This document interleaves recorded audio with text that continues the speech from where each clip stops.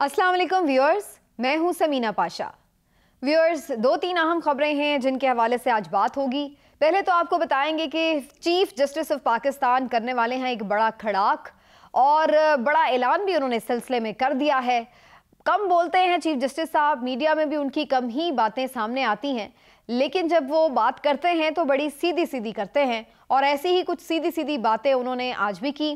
क्या उनका कहना था और बेसिकली उसमें मैसेजिंग क्या है, अगले हफ्ते क्या अहम फैसले होने जा रहे हैं, क्या अहम कार्रवाई होने जा रही है, ये आपको बताएंगे आज के वीलॉग में। साथ ही साथ जिक्र करेंगे कि जी मियां शहबाज शरीफ साहब की लंदन में हुई है नवाज शरीफ साहब से अहम मुलाकातें और वहां पर एक नया लंदन प्लान तैयार किया जा रहा है। उस लंदन प्लान में क्या क्या चीज़ें डिस्कस हुई हैं और आगे क्या इनकी प्लानिंग है, वो थोड़ी सी बात आपके साथ शेयर करेंगे। और आखिर में बात करेंगे कुछ ब्लूमबर्ग की रिपोर्ट की। हुकूमत तो ये प्लान्स बना रही है कि जनाब बजट हम किसी तरह पेश कर दें, बड़ा ज़बरदस्त किस्म का, जिसमें आवाम को रिलीफ दे दें और उसके बाद फिर हम इलेक्शन में जाएंगे तो पता नहीं आवाम मुतासिर होकर वोट ही वोट हमें डाल देंगे, ठप्पे पे ठप्पा लग जाएगा। क्या ब्लूमबर्ग की रिपोर्ट के मुताबिक ऐसा मुमकिन हो पाएगा या नहीं, ये भी आज डिस्कस करेंगे। तो सबसे पहले ज़रा बात हो जाए सुप्रीम कोर्ट ऑफ पाकिस्तान और चीफ जस्टिस ऑफ पाकिस्तान साहब की। चीफ जस्टिस ऑफ पाकिस्तान, पहले ही से ये खबरें आ रही थी ज़राए के तवस्सुत से कि अगले हफ्ते सुप्रीम कोर्ट में एक अहम कार्रवाई इस सिलसिले में होने जा रही है। उसकी वजह क्या है? उसकी वजह यह है कि 14 मई को इंतखाब होना है। ये एक वाज़ेह हुक्म है सुप्रीम कोर्ट ऑफ पाकिस्तान के 3 रुकनी बेंच का और इसके ऊपर अमल दरामद अभी तक तो नहीं हुआ और ना ही होता हुआ नजर आ रहा है। चीफ जस्टिस ऑफ पाकिस्तान ने अपने तौर पर पूरा वक्त दिया है इस हुकूमत को, इसके तमाम सहूलतकारों को और इसकी ब्यूरोक्रेसी को भी, जो मातहत लोग हैं, इलेक्शन कमीशन ऑफ पाकिस्तान को भी, सबको एक बाकायदा ज़रूरत से ज़्यादा ही बल्कि वक्त दिया है कि जिसमें वो इस फैसले पर अमल दरामद कर सकें या अपने पॉइंट ऑफ व्यू से किसी तरह भी अदालत को ये कायल कर सकें कि इलेक्शन आखिर क्यों मुकर्ररा वक्त पर नहीं हो सकते। लेकिन ये लोग ये सब करने में नाकाम रहे हैं और उसके बाद चीफ जस्टिस का फैसला अपनी जगह मौजूद है। अब बहुत से लोग ये सवाल काफ़ी दिनों से उठा रहे थे कि इंतखाबात तो हो नहीं रहे, फंड्स रिलीज नहीं हुए, तो जिससे ये नज़र आ रहा है कि फैसले पर अमल नहीं हो रहा। तो फिर चीफ जस्टिस साहब किस बात का इंतजार कर रहे हैं? क्यों वो इनके खिलाफ कोई कार्रवाई नहीं कर रहे? क्यों किसी जिम्मेदार को अभी तक कटहरे में नहीं बुलाया गया? तो इसकी एक बुनियादी वजह जो समझ में आती है वो यही है कि एक तो चीफ जस्टिस साहब कोई फैसला भी जल्दबाजी में नहीं करना चाहते और ना ही वो ये कोई तासुर देना चाहते थे कि वो अपने पर्सनल किसी गुस्से की वजह से, पर्सनल ग्रज की वजह से इस हुकूमत को कोई निशाना बना रहे हैं, अताब का निशाना बना रहे हैं या किसी को अगर सज़ावार करार दे रहे हैं तो उसमें कोई उनकी ज़ाती मखासमत है। तो वो ये तासुर नहीं देना चाहते थे, इसीलिए उन्होंने हद्दुल इम्कान तहम्मुल का मुजाहरा करते हुए और पूरा टाइम देते हुए, हुकूमत को ड्यू टाइम देते हुए ये सारा टाइम गुजारा ताकि वो इस पर या तो अमल कर लें या किसी हवाले से जो है अदालत को मुतमईन कर सकें। अब चीफ जस्टिस साहब वो पाकिस्तान के ऊपर दूसरी तरफ से एक ये प्रेशर है कि अगर आपके फैसले पर अमल दरामद नहीं होता तो फिर ये सवाल भी उठेगा कि अदलिया आज कहाँ खड़ी है। क्या पाकिस्तान की सबसे बड़ी अदालत इतनी कमज़ोर है कि अपने एक फैसले पर अमल दरामद नहीं करा सकती? इसके लिए या तो उस फैसले पर अमल होना चाहिए और या फिर अमल दरामद ना करने वालों के खिलाफ कार्रवाई होनी चाहिए। तो इस हवाले से अब ये बात तयशुदा थी कि चूंकि 14 में अब जाहिर है कि बिल्कुल अगले हफ्ते इसकी लास्ट आप वीक कह सकते हैं और उसमें अगर कोई पेशरफ नहीं होती तो चीफ जस्टिस को इस हफ्ते में अब जिम्मेदारान को कटहरे में खड़ा करना होगा। तो ये खबरें आ रही थी कि बड़े अहम कुछ आपको दिन नज़र आ रहे हैं आने वाले हफ्ते में जब आप बड़े लोगों को शायद कानून के कटहरे में खड़ा होते देखें या उनके खिलाफ कोई कार्रवाई होते देखें। ये खबरें तो आ ही रही थी और इसका अब वाशगाफ एक तरह से इशारा भी दे दिया है चीफ जस्टिस ऑफ पाकिस्तान ने फ्लैटीज होटल में होने वाली तकरीब में। उन्होंने अपनी तकरीब में जो बातें की हैं, अगर आप उनको एनालाइज करें तो आपको उनका मूड जो है बड़ा वाज़े नज़र आना शुरू हो जाता है। एक तो मुझे ऐसा भी महसूस हुआ है कि जो पूरी आवाम की तरफ से एक यकजहती का इजहार किया गया है चीफ जस्टिस के साथ, उससे भी उनका मोराल जो है वो काफ़ी अप है और वो मुझे बड़े हौसले में नज़र आए, प्रेशर में नज़र नहीं आए और मुझे उनकी बॉडी लैंग्वेज से ये महसूस हुआ कि वो कॉन्फिडेंट हैं, वो क्लियर हैं, उन्हें पता है कि वो क्या कर रहे हैं, क्यों कर रहे हैं और कैसे कर रहे हैं। यही वजह है कि जो उन्होंने गुफ्तगू भी की उस तकरीब में, उन्होंने बड़े वाज़े अल्फाज में 2-3 चीज़ें क्लैरिटी से बता दी। पहली बात तो उन्होंने ये की कि जो 90 दिन के इंतखाबात का मामला है वो उनकी कोई चॉइस नहीं है, वो ये अपनी मर्जी से कोई चीज़ नहीं हुकूमत के आगे रख रहे कि जी ये हम ये चाहते हैं कि आप ये कर लें। उन्होंने वाज़े बता दिया है कि आइन ये कहता है, ये वही आइन कहता है जिसको इस पार्लियामेंट ने बनाया है, और यही पार्लियामेंट जो है इस आइन के तहत इस बात के लिए पाबंद है कि 90 दिन में इंतखाबात करवाए। अब ये चीफ जस्टिस की कोई ज़ाती ख्वाहिश नहीं है, ना उनकी कोई चॉइस है, और ना ही उनके पास कोई और ऑप्शन था। उनके पास कोई और ऑप्शन नहीं है कि जिसमें आइन उन्हें कहता हो कि या तो 90 दिन में करा लें, या यूं कर लें, या यूं कर लें। आइन उसमें सिर्फ एक ऑप्शन देता है कि भाई 90 दिन में इंतखाब होना है। अब अगर 90 दिन में इंतखाब का फैसला आया है तो फिर चीफ जस्टिस साहब का ये कहना है कि ये आइन के मुताबिक है और इसके ऊपर हमें अमल दरामद कराना होगा, क्योंकि आइन जो है वही सुप्रीमेसी रखता है और उसके मुताबिक जो फैसले हुए हैं उनके ऊपर अमल दरामद भी ज़रूरी है। तो उन्होंने एक तो ये बता दिया कि कोई बहाना नहीं चलेगा, जो हमने फैसला किया है वो अपनी जगह मौजूद है, हमें इस बात से कोई दिलचस्पी नहीं है, ना हमारा कोई लेना देना है कि मुज़ाकरात हो रहे हैं नहीं हो रहे, कामयाब हो रहे हैं नाकाम हो रहे हैं, रुकावट क्या है, डेडलॉक किसे कहते हैं। उन्होंने कहा भाई ये हमारी सरदर्द नहीं है, हमारा काम ये है, हमारा ये फैसला मौजूद है, और अगर आप इस पर अमल नहीं कर रहे तो फिर हम भी देखेंगे कि हमें अब क्या करना है और वो हम काम करेंगे। फिर अपने फैसले की वकार के लिए, उसकी इज्जत के लिए हम वो काम करेंगे। तो फिर अब आप भी इस पर जो है वो तैयारी कस लें कि आपके साथ भी क्या हो सकता है। तो उन्होंने बड़ा क्लैरिटी से ये चीज़ कह दिया है। प्लस उन्होंने एक और बड़ी इंपॉर्टेंट बात की है जो दलाइल में आती है, वो ये कि जब किसी फैसले को चैलेंज ना किया जाए या उसके लिए नजरसानी की अपील दायर ना की जाए तो वो फिर फैसला अपनी जगह मौजूद होता है। ये जो ये बाहर आके रोते हैं ना 4-3 का फैसला, उस पर पहले भी उन्होंने जब लास्ट रिमार्क्स थे उनकी समात में, उन्होंने उस वक्त भी कहा कि आप 4-3 में पड़े रहे, आपने तो कभी फैसला हासिल करने की कोशिश नहीं की। तो आज भी उन्होंने जब तकरीब में खिताब किया तो ये बात कही कि अगर आपको वो फैसला मंजूर नहीं था तो भाई आप जाके चैलेंज कर देते। अगर आपको लगता है असेंबलियां किसी शख्स की जाती अना की वजह से तहलील की गई तो आप असेंबलियों की तहलील को चैलेंज कर जाते। आपने उस वक्त भी चैलेंज नहीं किया, फिर फैसला हुआ आपने उसको भी चैलेंज नहीं किया, और बाहर आके आप सियासत चमकाते रहे अदालत के वक़ार के कॉस्ट के ऊपर, कीमत के ऊपर कि जनाब ये हो गया वो हो गया। तो उस पर अदालत ने बड़ी क्लैरिटी से बता दिया कि जो फैसला आपने चैलेंज ही नहीं किया, जो फैसला अपनी जगह मौजूद है, नजरसानी जिस पर आपने अपील नहीं दायर की, तो फिर वो फैसला मौजूद है और वो हतमी है, और फिर उस पर उसका मतलब है कि अमल होना है। तो अब जनाब हुकूमत कमर कस ले। अब चीफ जस्टिस साहब जो हैं उनको अगले हफ्ते में कुछ ना कुछ तो करना पड़ेगा, क्योंकि ये अब उस इदारे की भी साख का सवाल है और वकार का भी सवाल है और आइन की बालादस्ती का भी सवाल है। एक तरफ से अदालत का ये प्रेशर है तो दूसरी तरफ इमरान खान साहब की ये अनाउंसमेंट कि वो हर रोज़ जलसे करेंगे, सड़कों पर होंगे। तो इमरान खान साहब का बाहर निकलना और अवाम जो इस वक्त एक लावे की तरह तैयार बैठी है महंगाई में पिस कर और इस हुकूमत की कानून शिकनियाँ देख कर जो इनसे नफरत बढ़ चुकी है, उसके अब इजहार के लिए वो कोई बस एक बहाना ढूंढ रहे हैं अवाम। तो जब ये बहाना उन्हें मिलेगा तो ये फिर आप देखिएगा कि कैसे अवाम उमड़ के बाहर आती है।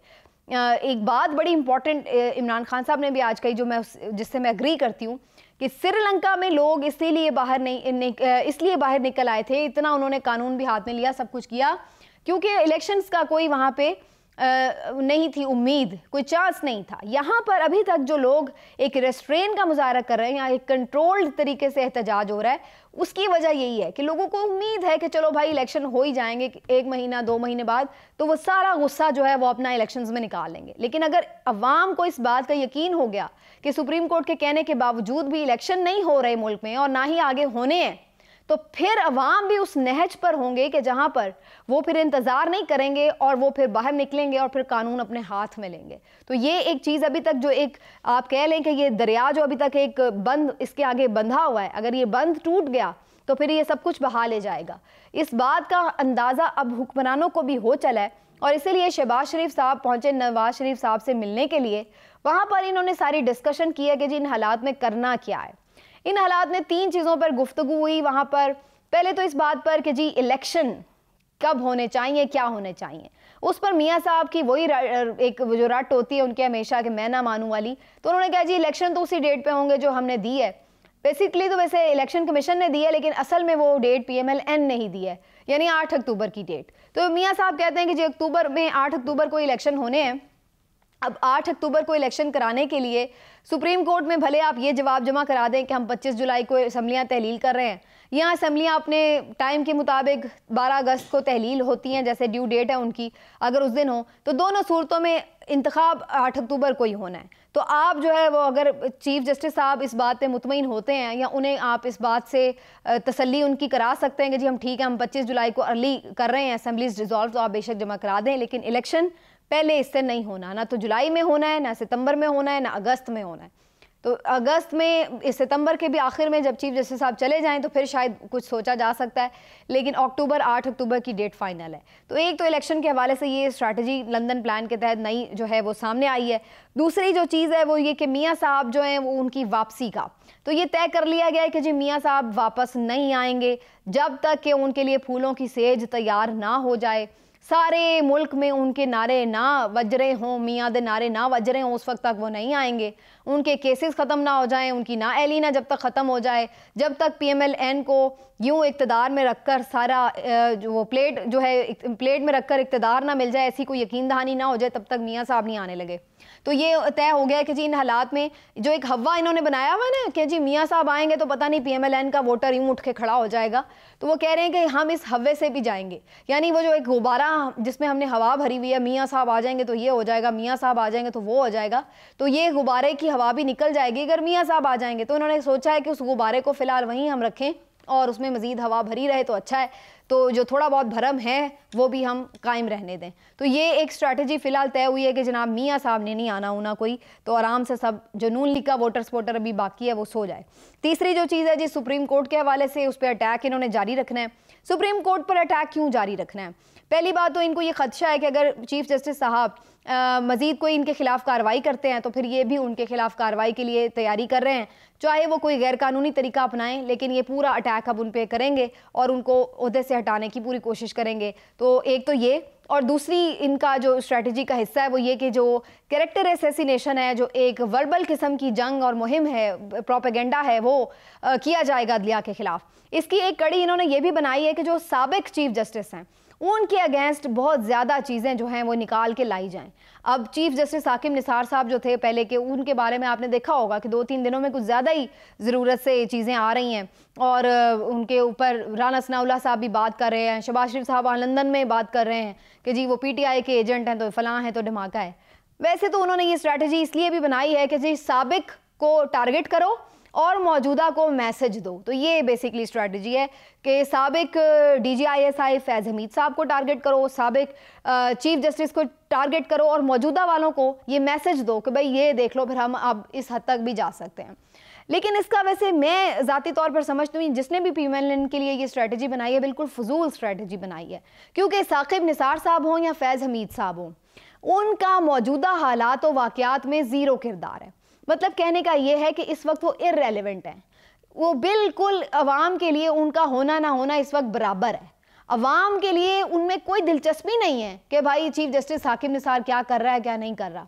तो ये आप बिल्कुल ऐसे कह सकते हैं कि जो ज़मीनी हकायक हैं उनसे किसी को इदराक ही नहीं है जिसने ये स्ट्रैटेजी बनाई हो कि अवाम को क्या लेना देना है, और आप उस चीज़ को टारगेट कर रहे हैं जिसका इन हालात में कोई हैसियत ऐसी है नहीं कि जिसमें वो किरदार अदा कर सके। तो उनको टारगेट करके आपको क्या मिलेगा? तो अगर कोई ये सोच रहा है कि साकिब निसार को गालियां देके या फैज़ हमीद को गालियां देके आपको कोई सियासी फ़ायदा मिल जाएगा, तो वो नहीं मिलने वाला। तो ये बिल्कुल फजूल स्ट्रैटेजी है, जिसने भी बनाई सलाम है उसको। लेकिन बहरहाल जी ये 3 चीज़ें हैं जो अंडर डिस्कशन रही हैं और उन पर जो फैसले हैं वो मैंने आपको बता दिया। कुछ मरीम नवाज़ की शिकायतें ज़रूर लगाई हैं शहबाज शरीफ साहब ने कि जी ये ज़रूरत से ज़्यादा बोलती हैं और हालात को उस नहज पे ले जाती हैं जहाँ से वापसी का रास्ता मुमकिन नहीं रहता, क्योंकि शहबाज शरीफ साहब की आदत है कि किसी के कोई गोडे गिट्टे पकड़ के कुछ ले दे के, कोई प्यार मोहब्बत से, कोई मुफाहमत से लोगों को मना लें। तो शायद वो कोशिश कर रहे हों मज़ीद कि अदलिया में फिर कुछ ऐसा करके वो कुछ अपने लिए रिलीफ हासिल कर सकें, क्योंकि अदलिया से रिलीफ ले लेके ये लोग यहाँ तक पहुँचे हैं। अरबों खरबों की करप्शनें माफ़ हो गई हैं, केसेस ख़त्म हो गए हैं, इक़्तिदार इनको मिल गए हैं, ज़मानतों पर ये लोग वज़ीर आज़म और वज़रा बने फिर रहे हैं। तो अदलिया ने तो खूब इनको रिलीफ दिया हुआ है, लेकिन उसके बाद अब ये फर्दर उसके ऊपर रिलीफ लेना चाहते हैं। लेकिन अब जो मरियम नवाज साहिबा ने किया है इस अदलिया के साथ, उसके बाद उनके पास अब ये ऑप्शन नहीं रह गया कि वो कुछ निगोशिएट कर सकें। इस लेवल पर वो ले गई हैं चीज़ों को। तो ये कुछ उन्होंने शिकायतें भी लगाई हैं मरियम नवाज साहिबा की, और इसके साथ उन्होंने कहा है कि जी इनको थोड़ी देर के लिए चुप करा लें प्लीज़, बड़ी मेहरबानी है, तो फिर मैं शायद कुछ थोड़ी सी कोशिश कर लूँ। तो ये थे जी इनकी गुफ्तगू के अहवाल। और लास्टली मियाँ साहब ने यह भी इन्हें कहा कि जी इस बजट में आप कुछ ज़बरदस्त किस्म का मैजिक दिखाएं, कुछ जादू की छड़ी घुमाएं, लोगों को जनाब आप रिलीफ दे दें, खुला डुल्ला किस्म का, कि लोग खुश हो जाएं और वोट ही वोट डाल दें और शेर पे ठप्पे लग जाएं। तो उस सिलसिले में अब सीधी बात यह है कि जी ये मुमकिन नहीं है। IMF आपको पैसे दे रहा है और वो आपके एक एक रुपए का हिसाब रख रहा है कि वो पैसे लग कहाँ रहे हैं। IMF आपको जब पैसे देता है तो वो ये देखता है कि वो आपकी मईशत का पहिया चले और आप वो पैसे उनको रिटर्न कर सकें सूद समेत। तो वो कोई अल्लाह वास्ते तो आपको दे नहीं रहा, और ना वो इतनी खुली छुट्टी साथ देगा कि जिधर चाहे मर्जी खर्च करो। तो आप अगर ये सोच रहे हैं कि बड़ी बड़ी सब्सिडीज़ दे के, बड़ी बड़ी रियायतें दे के आप कोई बड़ा वोट बैंक अपना खड़ा कर लेंगे, तो ये आपकी भूल है। वो एक एक रुपए के ऊपर नज़र रखे हुए हैं जनाब साहब, और अगर आप उसके बावजूद भी कुछ ऐसी कोशिश कर रहे हैं तो तब भी आपके लिए उतने लिमिटेड बजट में पॉसिबल नहीं होगा। आपकी महंगाई का इस वक्त आलम यह है, जो ब्लूमबर्ग की रिपोर्ट बता रही है कि पाकिस्तान में इस वक्त महंगाई की शरह 48% है, यानी 48%, यानी हर चीज़ 50% महंगी हो जाती है हर हफ्ते के, इस हफ्ते के हिसाब से। अगर आपने कोई चीज़ पिछले हफ्ते 100 रुपए की ली है तो इस वक्त आपको 150 रुपए की मिलेगी। ये वाली सूरत हाल है। हत्ता कि श्रीलंका में महंगाई की यह शरह नहीं है। श्रीलंका जो कि एक डिफॉल्ट किया हुआ मुल्क है, दिवालिया हुआ हुआ मुल्क है, वहाँ पर 36-37% महंगाई की शरह है। और आपके मुल्क पाकिस्तान में इन हुक्मरानों की बदौलत आप इस नहज पर हैं कि आज 48%, और ये पाकिस्तान की तारीख की बुलंद तरीन सतह है, इसको भी मार्क करें। यानी 75 साल तारीख में पाकिस्तान की कभी इतनी महंगाई नहीं हुई कि जो इस वक्त महंगाई है। 48% जो है महंगाई की शरह ब्लूमबर्ग बता रही है आपको, और ये फर्दर अभी इंक्रीज होती हुई नजर आ रही है। इसमें कोई आपको ब्लूमबर्ग ने पॉजिटिव चीज़ नहीं देखी, और ना उन्होंने कहा कि आपकी इकॉनमी आगे कुछ स्टेबल होती या संभलती नजर आए। तो ये आपके हकाइक हैं, और आप शेख चिलियों की तरह ये ख्वाब सजा रहे हैं कि जनाब आप बजट में कोई पता नहीं मुंह खोल देंगे खजानों का तो अवाम आपको बड़े हार पहनाएंगे। तो ये आप करके देख लें, आपको ज़रा पता लग जाएगा कि वो हार किस चीज़ के होंगे। मिलते हैं अगले वीलॉग में, अपना ख्याल रखिए। अल्लाह हाफ़िज़।